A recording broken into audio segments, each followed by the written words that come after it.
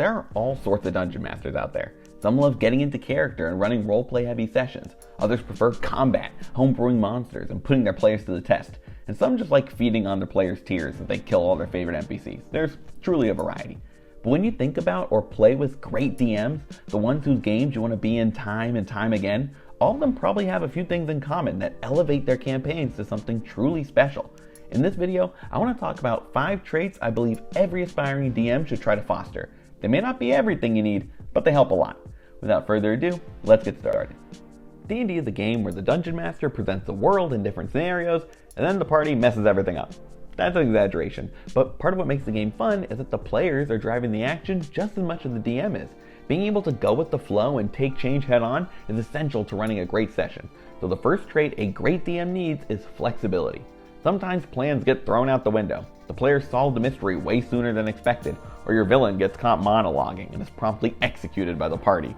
Flexibility means not just adapting to your players' actions in the moment, but being able to change your long-term plans as well.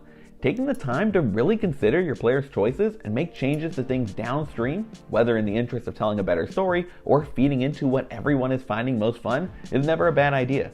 If you find yourself struggling to let go of the reins and give your players more control during sessions, I'd recommend running some one-shots. They're lower stakes than a full campaign, so you can try writing more open-ended stories without the risk of ruining a long-running game. Without flexibility, you can still play some fun D&D, but it'll lose some of the spontaneous magic that really takes it to the next level.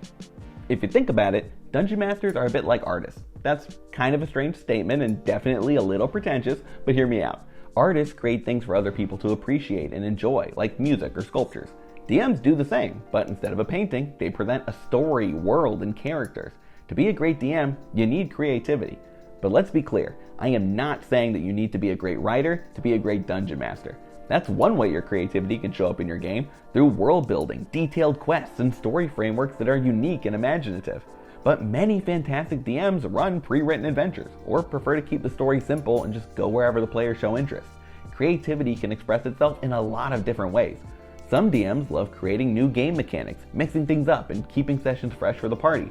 Others use combat as their canvas, designing intense battles and terrain that becomes an enemy or ally all its own.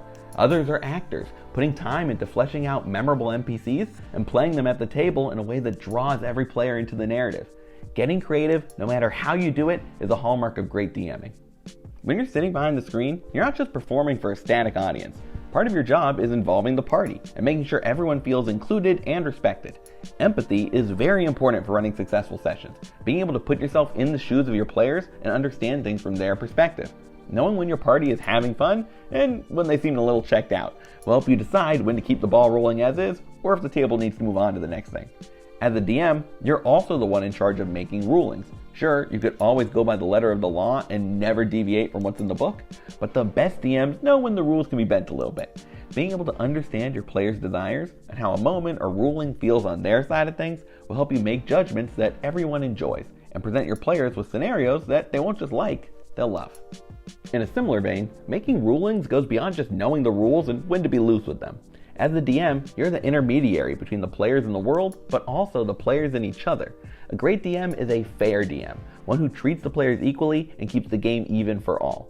When making rulings, you need to consider everyone at the table. Is it fair to let the barbarian lift mountains using their crazy athletics, but you make the bard roll persuasion at disadvantage because the player stumbled over their words? If you let the ranger ignore half cover on an attack with their bow, why does the warlock still have to deal with the higher AC on their eldritch blast? This goes for your monsters too. An easy way to frustrate your players is to hold them to the letter of the law while letting your foes break whatever rules are convenient. It might seem obvious that playing favorites is bad, whether between players or for your monsters, but sometimes the way a DM favors certain players can be more subtle than the paladin gets all the magic items. For example, it's easy to start targeting or not targeting characters who have abilities you find frustrating or annoying. Things like never making the rogue roll dex saves because of evasion, or only targeting the wizard with melee attacks so they can't counterspell. It's good to challenge your players' weaknesses, but you need to let them flex their strengths sometimes too. Beyond individuals, it's also easy to fall into a pattern of punishing the party while forgetting to reward them. Actions should have consequences is pretty common advice, but great DMs know that consequences can be both bad and good. If you're going to send the guards after your players for robbing a store, you should have those same guards pay them to recover stolen goods instead. Fair D&D is fun D&D, and it's one of the easy ways great DMs keep everyone at their table happy. A lot of DMs get their start because nobody else wanted to do it. You were the one who owned the books, you wanted to play more than your friends, so you took on the task. That's a pretty common origin story, but I challenge you to find a great DM who isn't passionate about running the game. It's not a secret that being a dungeon master takes more work than being a player.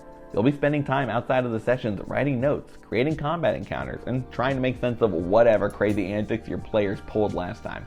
But even when it gets a little tedious, or you're trying to unravel a particularly tricky narrative wrinkle, the love for being a DM and playing with your party makes it all worth it.